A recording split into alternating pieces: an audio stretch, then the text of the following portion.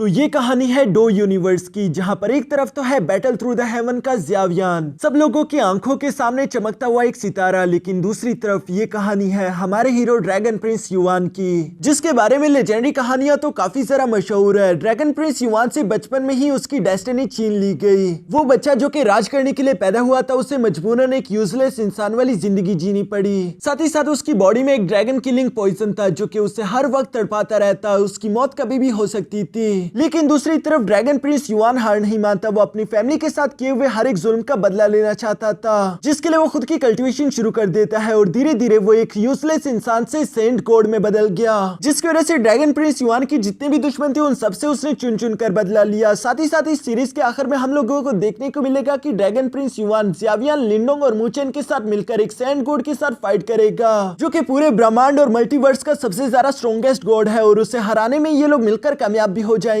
लेकिन ये सब तो इस कहानी का अंत होगा, तो चलो फिर इस अंत को शुरू से देखते हैं। तो इस कहानी की शुरुआत यहाँ ज़ाओ पैलेस से होती है, जहाँ पर हम एक बच्चे को दर्द से तड़पते हुए देख रहे थे, और ये बच्चा कोई और नहीं बल्कि हमारे इस कहानी का hero dragon Prince Zhao yuan है, जिसकी मदर अपने ब्लड का इस्तेमाल करते उसके पॉइजन को डीएक्टिवेट करने की कोशिश कर रही थी, जिस प्रोसेस के दौरान यहाँ पर एक बहुत बड़ा एनर्जी ब्लास्ट हो गया, और इसी वजह से मिस किन्यू पीछे की तरफ धकेली गई, जबकि ज़ाओ युआन की बॉडी से भी एक रेड कलर का ड्रैगन हवा में जाते ही डिस्ट्रॉय हो जाता है, और वो टुकड़ों में बढ़ते हुए वापस से ज़ाओ युआन के हाथ में समा गया। इसके बाद हम देखते हैं कि ज़ाओ युआन वापस से शांत हो जाता है और डॉक्टर उसे चेक करने शुरू कर चुके थे, जिसके बाद वो उसके फादर को बताते हैं कि ज़ाओ किंग, आप फिक्र ना कीजिए, आपका बेटा ज़ाओ युआन अब बिल्कुल ठीक है। अगले 3 साल तक लगता नहीं कि दोबारा से उस पर ये पॉइजन हमला करेगा, तो आपको अगले 3 साल तक कोई फिक्र करने की जरूरत नहीं। जो सुनकर ज़ाओ किंग थोड़ी सी उदास होते हुए साथ साथ सवाल करके पूछते हैं कि डॉक्टर, क्या तुमने ज़ाओ युआन की बॉडी में 8 मैंडेरियंस देखे? जिस पर डॉक्टर जवाब देते हुए कहता है कि युआन की जितने भी उम्र के लड़के हैं ऑलमोस्ट उन सबके पास 8 मैंडेरियंस होते हैं, जो कि बेशक सबके सब ओपन ना हो, लेकिन एटलीस्ट उन्हें डिटेक्ट तो किया जा सकता है। लेकिन ज़ाओ युआन की कहानी बिल्कुल अलग, उसकी बॉडी में किसी तरह का मैंडेरियन मौजूद ही नहीं, यानी कि वो कभी भी कल्टीवेशन करके खुद को स्ट्रॉन्ग नहीं कर पाएगा, जो बात तो ज़ाओ किंग और उनकी वाइफ दोनों को ही उदास कर चुकी थी। साथ ही साथ हम देखते हैं कि मिस किन्यू ने यहाँ पर अपने काफी सारा ब्लड को गवा दिया था, इसलिए वो भी बहुत ही ज्यादा कमजोरी महसूस कर रही है। इसलिए डॉक्टर उनसे कहता है कि क्वीन प्लीज खुद को संभालिए, वरना आपकी तबीयत और ज्यादा खराब हो जाएगी। लेकिन आखिर एक माँ अपने बच्चे को यूं तड़पता हुआ देखकर खुद को कैसे संभाले, बल्कि वो उल्टा उदास होते हुए कहती है कि मुझे समझ नहीं आ रहा कि आखिर मैं अपने बेटे के लिए क्या करूं। हर 3 साल बाद ये पॉइजन उस पर हमला करने के लिए आ जाता है, और उसका हमला पहले से हमेशा ज्यादा खतरनाक होता है। जिस पर डॉक्टर जवाब देते हुए कहता है कि हाँ, अफसोस के साथ कहना पड़ रहा है कि ज़ाओ युआन की बॉडी के अंदर जो ये पॉइजन मौजूद है, ये आज से 3 साल बाद दोबारा से ज़ाओ युआन पर हमला करेगा। लेकिन अगर ज़ाओ युआन की बॉडी इसे सप्रेस नहीं कर पाई तो हो सकता है कि उसकी जान भी चली जाए। जो सुनकर तो किंग और क्वीन दोनों ही इमोशनल हो गए थे। साथ ही साथ ड्रैगन प्रिंस युआन भी होश में आते हुए कहता है कि अच्छा, यानी कि मेरे पास जीने के लिए सिर्फ 3 साल है। मॉम डैड, मैं मरने से पहले जानना चाहता हूँ कि आखिर मेरे साथ क्या हुआ था, मेरी बॉडी के अंदर ये रिसेंटमेंट ड्रैगन पॉइजन आया कहाँ से?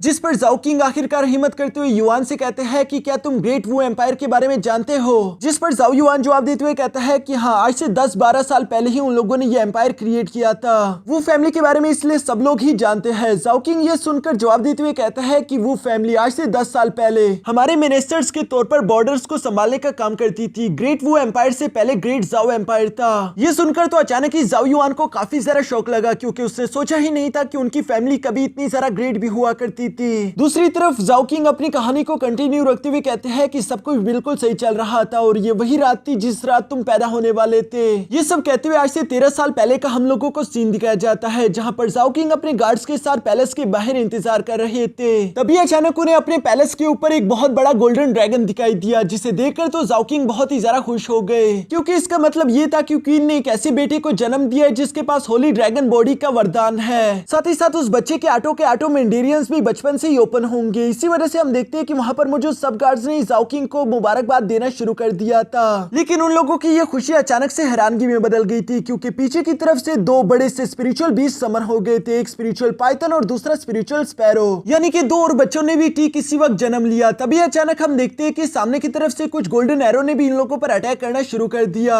ज़ाओ किंग उस अटैक को ब्लॉक करते हुए फौरन से हवा में आकर कहते हैं कि वू जुआन, आखिरकार तुमने अपनी औकात दिखा ही दी, तुम आखिरकार मेरे खिलाफ बगावत कैसे कर सकते हो? जिस पर वू जुआन जवाब देते हुए कहता है कि पिछले 100 साल से मेरी वो फैमिली तुम्हारी ज़ाओ फैमिली की खिदमत करती आ रही है। हम लोग असल में बस सिर्फ गोल्डन ड्रैगन के पैदा होने का ही इंतजार कर रहे थे, जो वक्त अब आ चुका है। ये कहते साथ ही वू जुआन ने आगे की तरफ बढ़ते हुए ज़ाओ किंग जाओकिंग पर अटैक करना शुरू कर दिया, जबकि नीचे की तरफ वू फैमिली की आर्मी भी आगे की तरफ बढ़ते हुए जाओ फैमिली की आर्मी से टकराना शुरू हो जाती है। ऊपर की तरफ वू जुआन और जाओकिंग की फाइट के दौरान वू जुआन यहाँ पर जाओकिंग से कहता है कि तुम्हें कहते हुए मुझे बहुत अफसोस हुआ, लेकिन असल में हमारी वू फैमिली को एंशिएंट टाइम से एक भविष्यवाणी करके दी गई थी, जो कि कुछ ऐसी थी कि हवा की ऊंचाइयों में जब एक गोल्डन ड्रैगन शाइन करेगा तो एक पाइथन और एक स्पैरो मिलकर उसकी डेस्टिनी उससे छीन लेंगे। यही वो लम्हा होगा जिसके बाद वू फैमिली की पूरी तरीके से तकदीर बदल जाएगी। जाओकिंग तो लगातार यहाँ उस पर अटैक्स करने की कोशिश करता है, लेकिन वू जुआन पर उसका एक भी हमला असर नहीं कर रहा। दूसरी तरफ वू जुआन यहाँ पर जाओकिंग से कहता है चूंकि अब तुम्हारा बेटा पैदा हो गया, वो एक गोल्डन ड्रैगन है, साथ ही साथ मेरी बीवी ने भी आज की रात 2 ट्विंस को जन्म दिया, जिनमें से एक के पास पाइथन की स्पिरिट है और दूसरे के पास स्पैरो की स्पिरिट। ये कहते साथ ही वू जुआन फौरन अपनी सोड का इस्तेमाल करते हुए आगे बढ़कर यहाँ मास्टर जाओकिंग पर हमला कर देते हैं, जिससे उन्होंने अपनी तलवार का इस्तेमाल करते हुए ब्लॉक तो कर दिया था, लेकिन साथ ही साथ वू जुआन उसे बताते हुए कहता है कि तुम्हें ये बात तो अच्छे से मालूम होगी, जो भी बच्चे एक ही साल, एक ही महीने, एक ही दिन और एक ही रात को पैदा होते हैं, उनमें ये एबिलिटी होती है कि वो एक दूसरे की किस्मत चुरा सके। जाओकिंग यहाँ पर गुस्सा होते उसे जवाब देकर बोलते हैं कि चाहे कुछ भी हो जाए मैं तुम्हें अपने बेटे के पास भी नहीं जाने दूंगा, लेकिन वो जुआन उसे जवाब देते हुए कहता है कि शायद तुम खुद को कुछ ज्यादा ही आंक रहे हो, मैं तुमसे ज्यादा ताकतवर हूँ, मैंने जानबूझकर जाओ फैमिली को अब तक सर्वाइव करने दिया ताकि इस भविष्यवाणी में कोई चेंज ना आ जाए, लेकिन अब तुम लोगों का वक्त खत्म हो चुका है, जाओ फैमिली यहीं पर खत्म होगी। नीचे की तरफ हम देखते हैं कि ये बात बिल्कुल सही थी, जाओ फैमिली की हालत काफी ज्यादा खराब हो चुकी है क्योंकि वो फैमिली के वॉरियर्स बहुत ही ज्यादा ताकतवर थे। ऊपर की तरफ जाओकिंग भी यहाँ पर ज्यादा देर तक वू जुआन का मुकाबला नहीं कर पा रहा था, वो अपने स्पेयर से सारी एनर्जी का इस्तेमाल करते हुए वू जुआन पर हमला तो कर देता है, लेकिन वू जुआन की एनर्जी भी दूसरी तरफ कुछ कम नहीं थी। इन दोनों की एनर्जी टकराने की वजह से चारों तरफ काफी ज्यादा तबाही मच रही थी। मास्टर जुआन यहाँ पर गुस्सा होते हुए कहते हैं कि तुम्हारी जाओ फैमिली ने पिछले 100 साल से हम पर हुकूमत की, लेकिन अब और नहीं। ये कहते साथ ही वो गुस्से के साथ अपनी एनर्जी को और भी ज्यादा बढ़ा देते हैं, जिस एनर्जी के अटैक की वजह से हम देखते हैं कि अचानक यहाँ मास्टर जाओकिंग का हाथ कट गया और वो उड़ते हुए पीछे चट्टानों से जा लगे, यानी कि वो इस फाइट को यहाँ पर हार चुके हैं। मास्टर वू जुआन यहाँ पर जोंग के पास आते हुए कहता है जाओकिंग अगर तुम अपने बच्चे को जिंदा देखना चाहते हो तो उसके लिए तुम्हें मेरे साथ होली ड्रैगन कॉन्ट्रैक्ट करना होगा, जिसके मुताबिक तुम अपनी फैमिली और अपनी आर्मी को लेकर ग्रेट जाओ कॉन्टिनेंट से बाहर चले जाओगे और जब तक 100 साल नहीं गुजर जाते तुम वापस नहीं आओगे, ना मैं तुम्हारी फैमिली को जान से मारूंगा। अपनी फैमिली को बचाने के लिए जाओकिंग को मजबूरन ये कॉन्ट्रैक्ट एक्सेप्ट करना पड़ा, जबकि दूसरी तरफ वू जुआन यहाँ पर ड्रैगन प्रिंस युआन को लेकर एक रिचुअल परफॉर्म करने के लिए ले आया था, जिस रिचुअल में हम देखते हैं कि उसने एक पिलर पर ड्रैगन प्रिंस युआन को रख दिया था और बाकी के 2 पिलर्स पर अपने बच्चों को, जिसके बाद वू जुआन जैसे अपने फॉर्मेशन को एक्टिवेट करते हैं इन लोगों की बॉडी से बहुत बड़े बड़े स्पिरिचुअल बीस्ट निकलकर बाहर आ गए, जहां पर एक बड़ा सा पाइथन और स्पैरो मिलकर एक गोल्डन ड्रैगन पर अटैक कर रहे थे और उन दोनों के कंबाइन अटैक्स की मदद से वो आसानी के साथ इस गोल्डन ड्रैगन को एब्सॉर्ब कर चुके, यानी कि वू जुआन के बच्चों ने यहाँ पर ड्रैगन प्रिंस युआन की सारी डेस्टिनी उससे ले ली है। ये देखकर वू जुआन को तो काफी ज्यादा खुशी हो रही थी, पर अचानक ही उससे देखने को मिलता है कि ड्रैगन प्रिंस युआन की बॉडी में एक रेड कलर का ऑरा चमक रहा है। वो हैरान होते हुए कहता है कि मैंने इस बच्चे की बॉडी के अंदर से साली होरी ड्रैगन की एनर्जी तो छीन ली, फिर इसके अंदर से ये रेड एनर्जी क्या आ रही है। और दोस्तों ये वही रेड एनर्जी थी जिसे अब रिसेंटमेंट ड्रैगन पॉइजन कहा जाता है, जो कि बार बार ड्रैगन प्रिंस युआन को तकलीफ पहुंचा रहा था। यहाँ इन सब चीजों के बाद सीन शिफ्ट होकर वापस से प्रेजेंट में आ गया, जहाँ पर जाओकिंग कहता है कि यही वो वक्त है जिसके बाद से तुम्हारे 8 के 8 मेंडेरियंस भी गायब हो गए, तुम्हारी किस्मत में जितनी भी महानता लिखी थी वो सबकी सब तुमने मेरी वजह से गवा दी। जाओ युआन की माँ भी यहाँ पर रोते हुए कहती है कि प्लीज बेटा अपने फादर और मुझे माफ कर दो, हम दोनों अच्छे पेरेंट नहीं बन पाए। हालांकि इमोशनल होकर ये सब बातें कहते हुए अचानक से उनकी तबीयत और भी ज्यादा खराब हो चुकी थी, जो देखकर जाओ युआन फौरन खड़ा होकर उन्हें अपने पास बैठा देता है, जबकि डॉक्टर यहाँ जाओ युआन को बताता है कि तुम्हारी माँ बहुत ज्यादा महान इंसान है, उसने लगातार पिछले कई सालों से अपने ब्लड का इस्तेमाल करे हुए तुम्हें अब तक जिंदा रखा, क्योंकि जब भी तुम पर वो रिसेंटमेंट ड्रैगन पॉइजन हमला करता है तब वो अपने ब्लड को इस्तेमाल करते हुए तुम्हारी जान बचा लेती है। जो सब करना उनकी सेहत के लिए भी ठीक नहीं, वो अपने बेटे को तो जीने के लिए 3 साल दे देती है, लेकिन ये उनकी जिंदगी के कई साल खा गया। ऐसा लगता है कि मिस किन्यू अब 10 साल से ज्यादा नहीं जी पाएगी। मिस किन्यू यहाँ ये सारी बातें सुनकर उस डॉक्टर को यहाँ से जाने के लिए बोलती है, क्योंकि वो अपने बेटे को और ज्यादा परेशान नहीं करना चाहती थी। जबकि दूसरी तरफ जाओ युआन को तो यहाँ वो फैमिली पर काफी ज्यादा गुस्सा आ रहा था। वो खुद के साथ की हुई नाइंसाफी को तो बर्दाश्त कर सकता है, लेकिन उनकी वजह से जो यहाँ जाओ युआन की मॉम को भुगतना पड़ा वो ये सब बर्दाश्त नहीं कर सकता। जाओ युआन अपनी फैमिली के लिए बदला लेना चाहता था, इसलिए वो अपने फादर से सवाल करते हुए पूछता है कि फादर क्या मैं युआनशी बन सकता हूँ। युआनशी दोस्तों असल में इमोर्टल को कहते हैं वही लोग जो कि कल्टीवेशन करते हुए खुद को ताकतवर कर पाए। जाओकिंग अपने बेटे युआन की ये बात सुनकर उससे सवाल करते हुए पूछता है कि आखिर तुम एक युआनशी क्यों बनना चाहते हो, जिस पर वो जुआन जवाब देते हुए कहता है कि मुझे पूरा यकीन है कि वो जुआन ने 100 साल का एग्रीमेंट एग्रीमेंट किया है और वो 100 साल तक हम लोगों को परेशान नहीं करेगा। लेकिन सोचिए 100 साल पूरे होने के बाद क्या होगा, वो इस पूरे के पूरे जाओ कॉन्टिनेंट में आकर चारों तरफ तबाही मचा देगा, खून ही खून, और ये तबाही मुझसे देखी नहीं जाएगी। मैं उससे पहले ही ये सब कुछ बदल देना चाहता हूँ, वो भी अपनी ही ताकत का इस्तेमाल करके। जो सुनकर तो जाओ किंग काफी ज्यादा खुश हो गया। वो पीछे की तरफ पलटते हुए जाओ युआन से कहता है कि ठीक है, अगर ये तुम्हारी ही ख्वाहिश है तो मैं तुम्हारी ये ख्वाहिश पूरी करने में जो कुछ हो सके वो करूंगा। जाओ युआन को उनकी ये बात सुनकर थोड़ी सी उम्मीद मिल गई थी, इसलिए वो कहता है कि यकीनन आपके पास ऐसा कोई ना कोई रास्ता है जिससे आप मेरी मदद कर सकते हो। जिस पर उसका फादर जवाब देते हुए कहता है कि अभी से ज्यादा उम्मीद मत पालो, हो सकता है कि ये काम करे और हो सकता है कि ना भी करे। जिस पर जाओ युआन जवाब देते हुए कहता है कि मुझे इस बात से फर्क नहीं पड़ता, जब तक एक छोटी सी उम्मीद भी बाकी है मैं 100 बार कोशिश करूंगा। जाओ किंग को अपने बेटे पर बहुत ही सारा प्राउड महसूस हो रहा था, इसलिए वो जाओ युआन से कहता है कि ठीक है, कल के दिन मुझे एंसेस्ट्रल लैंड में आके मिलना। वहां पर मेरे पास एक ऐसा रास्ता है जिसका इस्तेमाल करके शायद हम तुम्हारे मेंडेरियंस को दोबारा से अनलॉक कर सके। पर बेटा तुम्हें मुझसे वादा करना होगा कि वहां पर चाहे हम लोग कामयाब हो या नाकाम, लेकिन चाहे कुछ भी हो जाए तुम हेवनली मार्क्स को सीखना नहीं छोड़ोगे। दोस्तों इससे पहले कि आप लोगों को कंफ्यूजन हो जाए, मैं सिंपल करके आपको बताता हूँ कि कल्टीवेशन करने के यहाँ पर दो तरीके हैं। पहला तरीका तो यह है कि आप अपनी बॉडी के आटो मेंडेरियंस को बारी बारी करके अनलॉक करो, ताकि आप उसमें हेवन एंड अर्थ की एनर्जी को स्टोर करते हुए खुद को ताकतवर कर सको।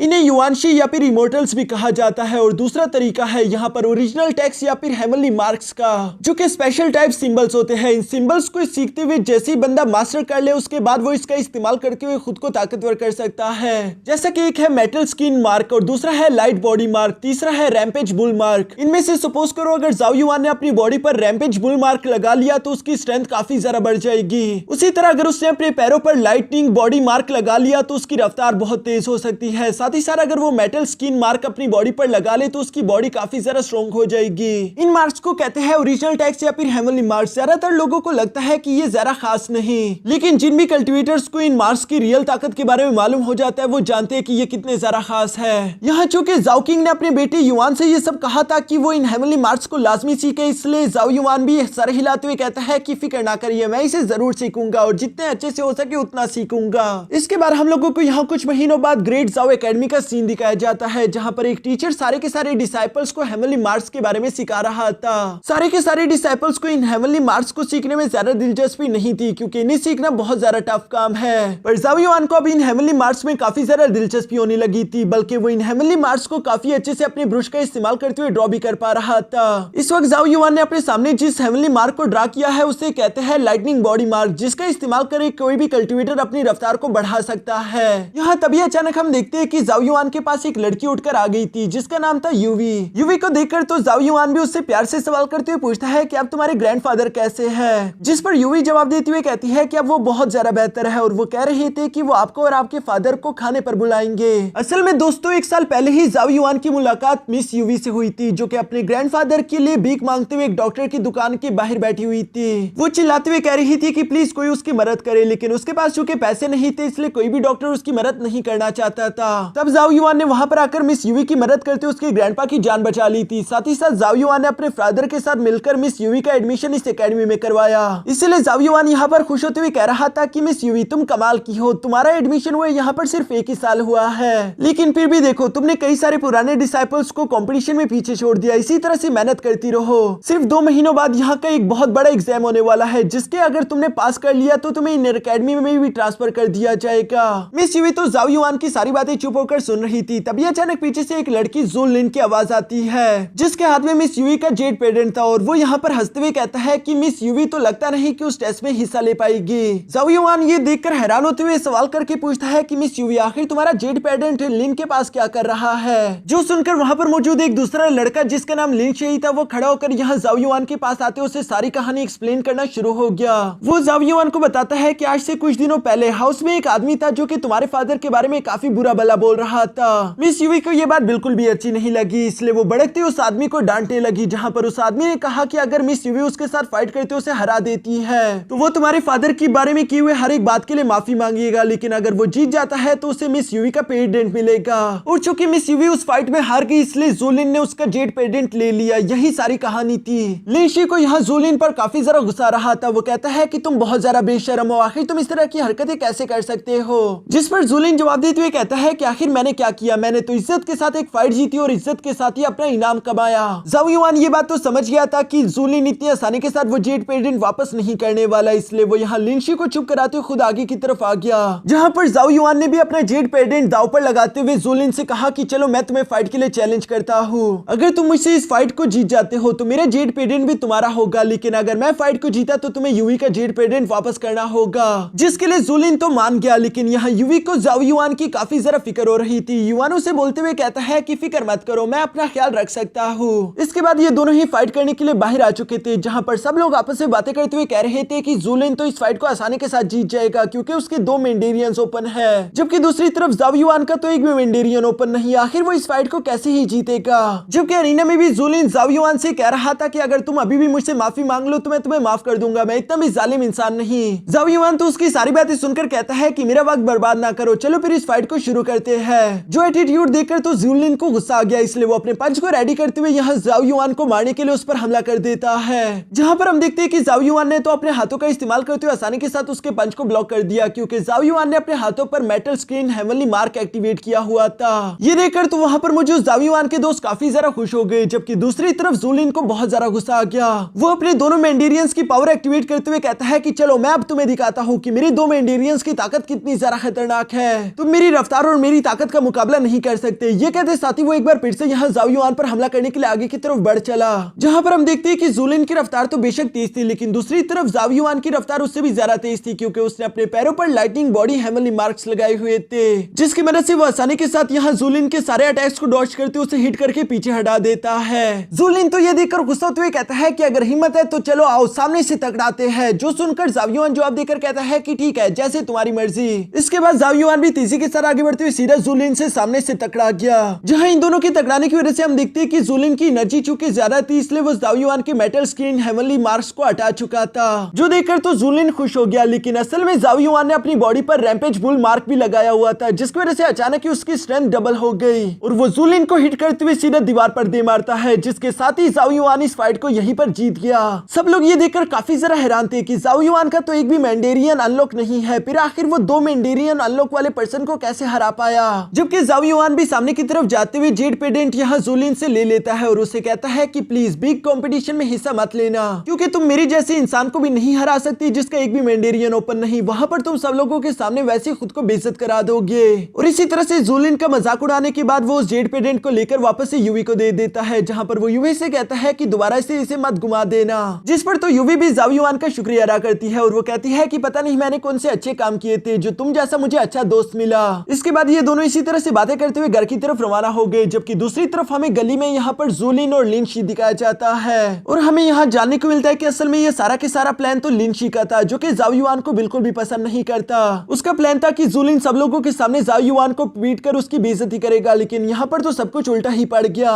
जिसकी वजह से लिंशी ने यहाँ जोलिन को काफी बुरी तरीके से पीट दिया था। दूर से एक लड़का ये सब होता हुआ देख रहा है जिसका नाम क्यू था और वो भी जाओ युआन को ज्यादा पसंद नहीं करता। इसके बाद सीन शिफ्ट होकर दूसरी तरफ यहाँ जाओ युआन और जाओ किंग पर आ गया था, जो दोनों ही अपने जाओ फैमिली के एंसेस्टर लैंड पर आए हुए थे। जाओ किंग यहाँ पर अपने बेटे को बताता है कि मुझे पूर्वजों से ये बात मालूम हुई थी कि इस एंसेस्टर लैंड में एक स्पेशल टाइप फॉर्मेशन है जो कि हमारी जाओ फैमिली की किसी भी मुश्किल को खत्म कर देगी। बेटा तुम्हारी बॉडी में जो 8 मेंडेरियंस मिसिंग है, अगर तुम इसके बारे में यहाँ इस फॉर्मेशन से सवाल करो तो हो सकता है कि ये तुम्हारे ब्लड को पहचानते हुए तुम्हें इसका जवाब दे दे। लेकिन साथ ही साथ मैं तुम्हें ये बात भी बता देना चाहता हूँ कि आज से पहले हमारी जाओ फैमिली में कोई भी इस फॉर्मेशन को एक्टिवेट नहीं कर पाया। तुम्हें अपने ब्लड का इस्तेमाल करते हुए अपनी किस्मत यहाँ पर आजमानी होगी। हो सकता है कि ये फॉर्मेशन तुम्हारे ब्लड लाइन को पहचान ले। जो सुनकर जाओ युआन बिल्कुल ऐसा ही करता है। वो अपनी उंगली से खून का कतरा नीचे की तरफ फॉर्मेशन पर गिरा चुका था, लेकिन थोड़ी देर इंतजार करने के बावजूद भी वो फॉर्मेशन एक्टिवेट नहीं हुआ, जो देखकर जाओ युआन तो काफी जरा उदास हो गया। लेकिन कुछ सेकंडों बाद अचानक ही हम देखते हैं कि वो फॉर्मेशन अचानक से एक्टिवेट होना शुरू हो गया, जहां पर जाओ युआन के आसपास एक बैरियर क्रिएट हो जाता है। जाओ किंग भी काफी जरा हैरान था, क्योंकि आज से पहले उसने इस फॉर्मेशन को एक्टिवेट होते हुए नहीं देखा। तभी अचानक हम देखते हैं कि यहाँ जाओ युआन पर कुछ लाइटिंग एनर्जी गिरना शुरू हो गई, जिन्हें वो फौरन से जंप करते हुए पीछे की तरफ हट जाता है और वो अपने फादर से सवाल करते हुए पूछता है कि ये क्या किसी तरह का टेस्ट है, जिस पर जाओ किंग जवाब देते हुए कहता है कि मैं नहीं जानता, आज से पहले इस फॉर्मेशन को कोई भी एक्टिवेट नहीं कर पाया।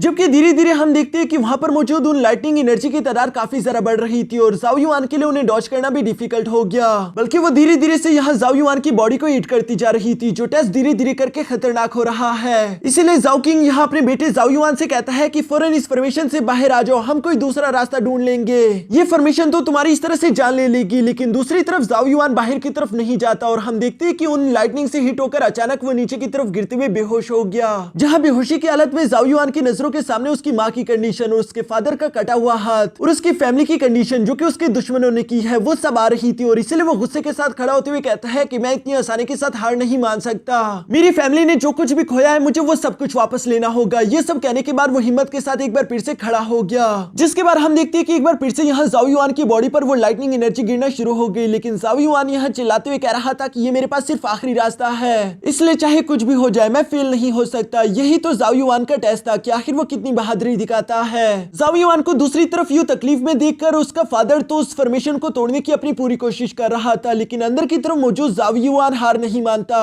बल्कि वो चिल्लाते हुए कहता है कि मुझे सिर्फ एक मौके की जरूरत है, मुझे सिर्फ एक मौका दे दो। जाओ युआन के ये कहते साथ ही अचानक वो फॉर्मेशन जाओ युआन को टेलीपोर्ट करके एक अलग ही डोमेन में भेज देती है, जो दुनिया बिल्कुल जाओ युआन की दुनिया से अलग थी। जाओ युआन को कुछ भी समझ नहीं आ रहा था कि आखिर वो इस वक्त है कहां पर, जबकि पीछे की तरफ जाओ युआन का फादर भी हैरानगी के साथ उसका नाम चिल्लाते हुए कह रहा था कि जाओ युआन आखिर तुम कहां गए। जबकि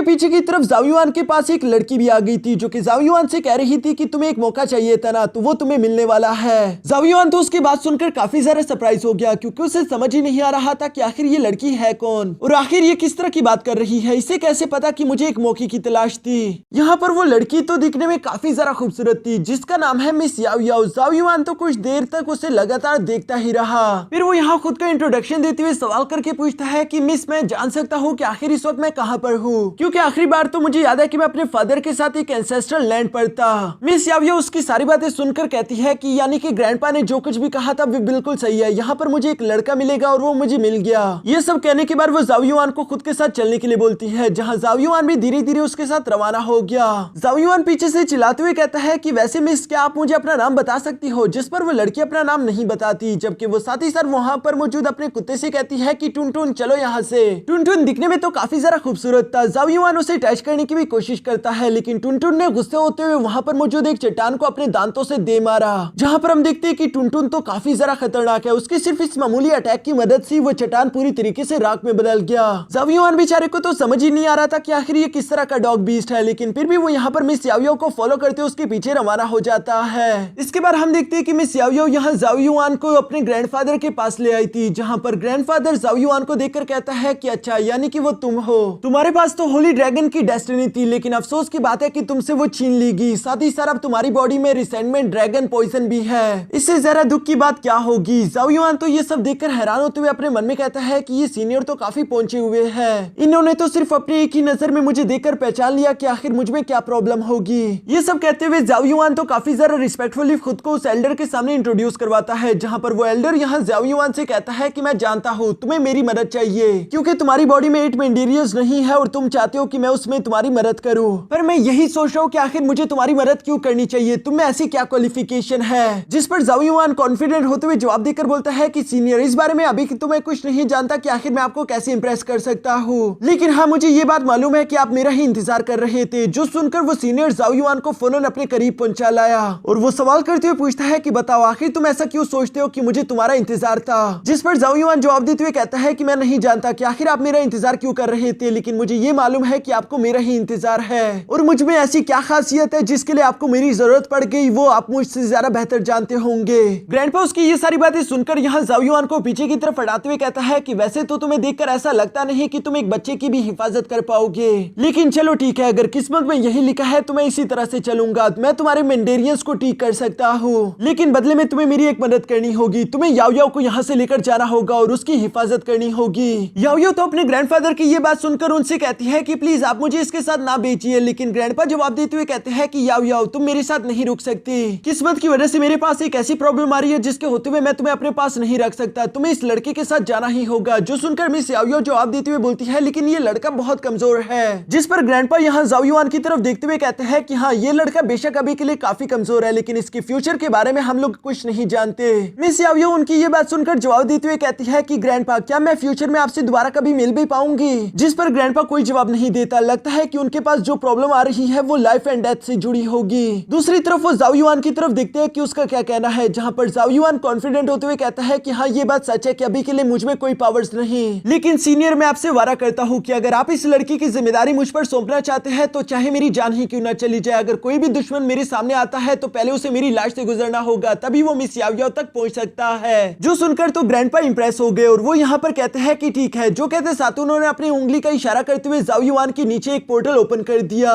जो कि जाओ युआन को एक अजीब सी अंधेरी जगह में गिरा देती है। जाओ युआन को भी समझ नहीं आ रहा था कि आखिर ग्रैंडपा मेरे साथ ये क्या कर रहे हैं। पर यहाँ इस अंधेरी जगह में जाओ युआन जैसे आगे की तरफ चलने लगा, तभी अचानक एक रेड कलर के मॉन्स्टर ने जाओ युआन पर हमला करना शुरू कर दिया, जहां जाओ युआन उस मॉन्स्टर के साथ फाइट करते हुए अपने रैम्पेज बुल मार्क का इस्तेमाल करते हुए उसे हिट कर देता है। और यहाँ इस मॉन्स्टर को हराने की वजह से उसकी रेड एनर्जी जाओ युआन की बॉडी के अंदर इंटर हो गई, जो कि उसके मेंडेरियंस को ठीक कर रही थी। जाओ युआन भी अपने मेंडेरियंस को इतने वक्त बाद महसूस करके काफी ज्यादा सरप्राइज हो गया था और वो समझ गया कि असल में ग्रैंडपा चाहते हैं कि मेरे मेंडेरियंस ठीक हो जाए, लेकिन इसके लिए मुझे यहाँ पर मौजूद इन रेड मॉन्स्टर से फाइट करनी होगी। अब तो वहाँ पर कई सारे रेड मॉन्स्टर्स आ चुके थे, जो कि एक साथ ही जाओ युआन पर हमला करना शुरू हो गए। जाओ युआन के पास यहाँ इस वक्त टोटली 3 हेवनली मार्स थे, जिन सब का इस्तेमाल करते उसने वहाँ पर मौजूद आधे से ज्यादा रेड मॉन्स्टर्स को खत्म कर दिया था, लेकिन वो खुद भी फाइट करते हुए धीरे धीरे नीचे की तरफ गिरता जाता है, जहाँ खड़ा होने के बाद जाओ युआन सोचता है कि उसके ये हेवनली मार्स 3 मिनट से ज्यादा और नहीं टिक पाएंगे, उसे जल्द से जल्द यहाँ से निकलना होगा। जबकि ऊपर की तरफ हम देखते हैं कि वो सारे के सारे रेड मॉन्स्टर इकट्ठा होते हुए एक बहुत बड़े रेड पाइथन में बदल गए, जो कि सीधा जाओ युआन पर हमला करने के लिए आ रहा था। जाओ युआन भी ये देखकर रैम्पेज बुल मार्क का इस्तेमाल करते हुए फौरन से आगे बढ़कर सीधा उस पर अटैक कर चुका,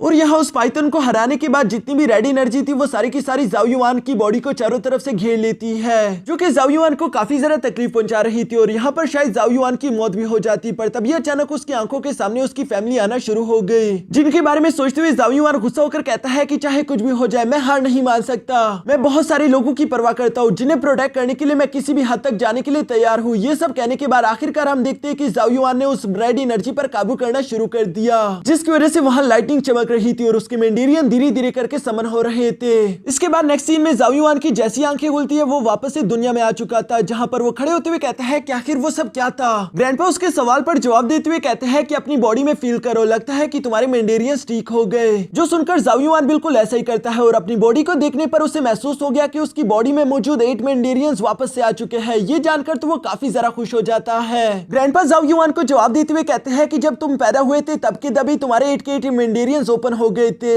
लेकिन फिर बचपन में जो तुम्हारे साथ हादसा हुआ उसकी वजह से तुम्हारे मेंडेरियन क्लोज हो गए और वो खुद को प्रोटेक्ट करने के लिए इतने ज्यादा डीपली छुप गए कि तुम्हें उसे महसूस नहीं हो पा रहा था। पर अभी कुछ देर पहले जिस टेस्ट से तुम गुजरे उसमें ऑलमोस्ट तुम्हारी मौत होने वाली थी, लेकिन तुमने अपनी मौत को सरपास करते हुए दोबारा से अपने मेंडेरियन समन कर लिए। जो सुनकर जाओ युआन जवाब देते हुए कहता है कि अगर ताकतवर होने के लिए मुझे मौत से गुजरना पड़े तो मैं इसके लिए पूरी तरीके से तैयार हूँ। जो सुनकर तो ग्रैंडपा भी काफी ज्यादा खुश हो गए थे और वो जाओ युआन को शाबाशी देते हुए बोलते हैं कि तुम्हारे मेंडेरियंस दोबारा से ब्लॉक्ड हो गए हैं, इसलिए अब तुम्हें दोबारा से मेहनत करके उन्हें ओपन करना होगा। लेकिन तुम्हें एक बात मैं बता दूं, जितना नॉर्मल लोगों को अपने मेंडेरियंस ओपन करने में मेहनत करनी पड़ती है तुम्हें उससे ज्यादा करनी पड़ेगी। जिस पर जाओ युआन जवाब देते हुए कहता है कि आप फिक्र ना करें, एटलीस्ट अब मेरे पास थोड़ी बहुत उम्मीद तो है। जिस पर ग्रैंडपा जवाब देते हुए कहते हैं कि ठीक है, वैसे भी तुम्हें याओ याओ को प्रोटेक्ट करना होगा क्योंकि कुछ स्पेशल रीजंस की वजह से याओ याओ अपनी एनर्जी का इस्तेमाल नहीं कर सकती। दूसरी तरफ जाओ युआन को फिक्र हो रही थी कि आखिर वो याओ याओ को प्रोटेक्ट करने के लिए क्या वक्त पर ताकतवर हो भी पाएगा या नहीं, जिसके लिए वो यहाँ ग्रैंडपा से मदद मांगना चाहता था। ग्रैंडपा जवाब देते हुए कहते हैं कि मैं अपनी टेक्निक्स किसी आउटसाइडर्स को बिल्कुल नहीं सिखाता। जो सुनकर तो जाओ युआन चालाकी करते हुए फौरन यहाँ ग्रैंडपा के सामने झुकते हुए कहता है फिर आज से मैं आपका डिसाइपल बन जाऊंगा, फिर तो मैं कोई आउटसाइडर नहीं और आप अपनी टेक्निक मुझे पास कर सकते हो। जो सुनकर ग्रैंडपा काफी ज्यादा इंप्रेस हो गए और वो कहते हैं कि तुम बहुत ज्यादा समझदार हो, चलो ठीक है खड़े हो जाओ, वैसे भी किस्मत ने तुम्हें मुझसे मिलवाया इसलिए मुझे अपनी टेक्निक्स तुम्हें देनी ही होगी। ये कहने के बाद ग्रैंडपा की जितनी भी सीक्रेट स्किल्स और टेक्निक थी वो सारे के सारे वो यहाँ जाओ युआन की बॉडी में ट्रांसफर करना शुरू हो गए थे। साथ ही साथ वो जाओ युआन को बताते हैं इन टेक्निक्स को प्रैक्टिस करने के लिए सबसे पहले तुम्हें अपने 8 के 8 मेंडेरियंस ओपन करने होंगे, लेकिन एक ऐसी टेक्निक है जो कि तुम शुरू में भी सीख सकते हो, उसे कहते हैं ड्रैगन ब्रेथ टेक्निक, और ये टेक्निक तुम्हारे 8 मेंडेरियंस को ओपन करने में तुम्हारी मदद करेगी। जो सारी टेक्निक्स लेने के बाद जाओ युआन तो काफी ज्यादा खुश हो गया। इसके बाद ग्रैंडपा यहाँ जाओ युआन से कहते हैं कि वैसे जब तुम फाइट कर रहे थे तो मैंने देखा कि तुम्हारे पास हेवनली मार्स भी है, क्या तुम्हें हेवनली मार्स में भी दिलचस्पी है? जो सुनकर जाओ युआन जवाब देते हुए कहता है कि हाँ आपने बिल्कुल सही समझा। ये सब सुनकर ग्रैंडपा यहाँ जाओ युआन को एक और टेक्निक भी पास आउट कर देते हैं जिसका नाम था chaos divine ink appreciation method. ये आगे जाओ युआन के काम आएगी ताकि वो अपने हेवनली मार्स को और ज्यादा स्ट्रॉन्ग कर सके। इन सब टेक्निक्स को पास आउट करने के बाद ग्रैंडपा आखिरकार जाओ युआन को एक ब्रुश भी पकड़ा देते हैं जिसका नाम था टियान युआन ब्रुश। क्योंकि जाओ युआन अब ग्रैंडपा का एक डिसाइपल बन चुका है तो ये ट्रेजर उनकी तरफ से एक छोटा सा गिफ्ट था। जाओ युआन तो इस ट्रेजर का नाम सुनकर ही काफी ज्यादा सरप्राइज हो गया था क्योंकि ये गॉड लेवल के कल्टीवेटर का ब्रुश था। उस गॉड लेवल कल्टीवेटर की कहानियां चारों तरफ पूरे यूनिवर्स में मशहूर है, जिसके बारे में जाओ युआन को उसके फादर ने बताया था। ग्रैंडपा बताते हैं कि वो गॉड कल्टीवेटर फाइट में जब मारा गया तो उसका ये ब्रुश मुझे मिला, जो कि अब मैं तुम्हें दे रहा हूँ। इस ब्रुश पर टोटल 9 एलिमेंट्स बने हुए हैं, जिन्हें तुम डिफरेंट एनर्जी देकर एक्टिवेट कर सकते हो। अगर 9 के 9 एलिमेंट्स कंप्लीट हो गए तो इस ब्रुश की पूरी एनर्जी तुम इस्तेमाल करोगे। और ये टियान युआन ब्रुश कितना ज्यादा खतरनाक हो सकता है ये मुझे तुम्हें बताने की जरूरत नहीं। जो सुनकर तो जोंग युआन फौरन यहाँ ग्रैंडपा का शुक्रिया अदा करता है। और आखिर में जाओ युआन सवाल करते हुए पूछता है कि ग्रैंडपा, तो मैंने आपको अपना मास्टर बना लिया है, तो क्या आप अपना नाम मुझे नहीं बताएंगे? जिस पर ग्रैंडपा खुद का नाम बताते हुए कहते हैं कि मेरा नाम है कैंग युआन। साथ ही वो खड़े होकर जाओ युआन से कहते हैं कि अपने टीचर का नाम याद रखना, हो सकता है कि हम लोग फ्यूचर में दोबारा मिले या फिर हो सकता है कि दोबारा हम लोग कभी ना मिले। साथ ही साथ वो मिस याओ याओ से भी कहता है कि मैं जानता हूँ कि याओ याओ तुम्हारे मन में कई सारे सवाल होंगे कि आखिर मैं ये सब क्यों कर रहा हूँ, लेकिन भरोसा रखो मैं आने वाले फ्यूचर को देख सकता हूँ और यही तुम्हारे लिए सबसे ज्यादा बेहतर होगा। साथ ही साथ यहाँ पर मास्टर कैंग ने अपने पास से एक लॉकेट निकालकर मिस याओ याओ को पकड़ा दिया था, जिसके बारे में वो बताता है कि अगर ये लॉकेट चमकने शुरू हो जाए तब अपना ख्याल रखना,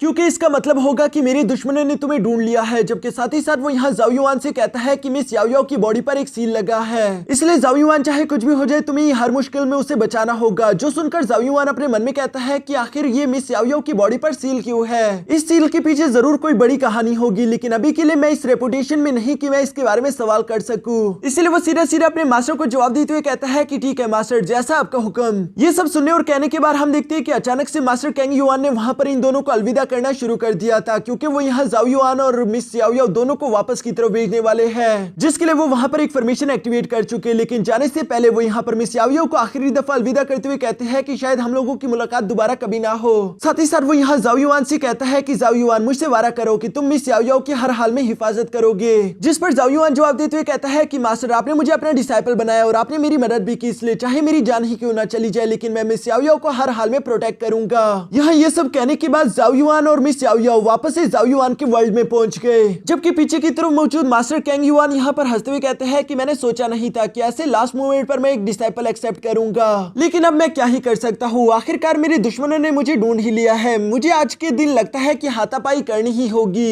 यहाँ उनके ये कहते साथ ही अचानक हम देखते हैं कि हेवन की तरफ से एक लाइटनिंग के साथ यहाँ 3 वॉरियर्स मास्टर कैंग के सामने समन हो गए थे, जो कि तीनों के तीनों गॉड लेवल्स के वॉरियर थे। और वो यहाँ पर मास्टर कैंग को देखते हुए कहते हैं कि आखिरकार हमने तुम्हें ढूंढ लिया, तो तुम यहाँ पर छुप कर बैठे हुए हो, चलो अब जल्दी से जल्दी वो लड़की हमारे हवाले कर दो और हो सकता है कि हम तुम पर थोड़ा सा रहम दिखा दे। दोस्तों, अब आप लोगों को समझ आ गया होगा कि असल में मास्टर कैंग मिस याओ याओ को इन लोगों से प्रोटेक्ट करना चाहते थे। दूसरी तरफ मास्टर कैंग तो यहाँ पर इन लोगों की बातें सुनकर हंसते हुए कहते हैं कि अच्छा, यानी कि तुम अपने फादर की रियल पावर्स देखना चाहते हो, चलो आ जाओ, मैं तुम्हें अपनी ताकत दिखाता हूँ। बेशक मैं बूढ़ा हो गया, लेकिन अभी भी मुझे इतनी जान बाकी है कि मैं तुम तीनों को धूल चटका सकूं। और ये कहते साथ ही वो फौरन से अपनी पावर्स एक्टिवेट कर लेते हैं। जहां पर मास्टर कैंग की पावर्स तो बहुत ही ज्यादा डेंजरस थी और उनकी बॉडी पर कई सारे हेवनली मार्क्स लगे हुए थे, और उन्होंने अपनी अब ये सारी की सारी टेक्निक जाओ युआन को भी पास आउट कर दी है, यानी कि वो आने वाले फ्यूचर में बिल्कुल मास्टर कैंग की तरह ताकतवर होगा। तभी अचानक हम इन 3 गॉडली कल्टिवेटर्स में से एक को देखते हैं, जो कि तेजी के साथ आगे बढ़ते हुए सीधा मास्टर कैंग पर हमला करने के लिए बढ़ चुका।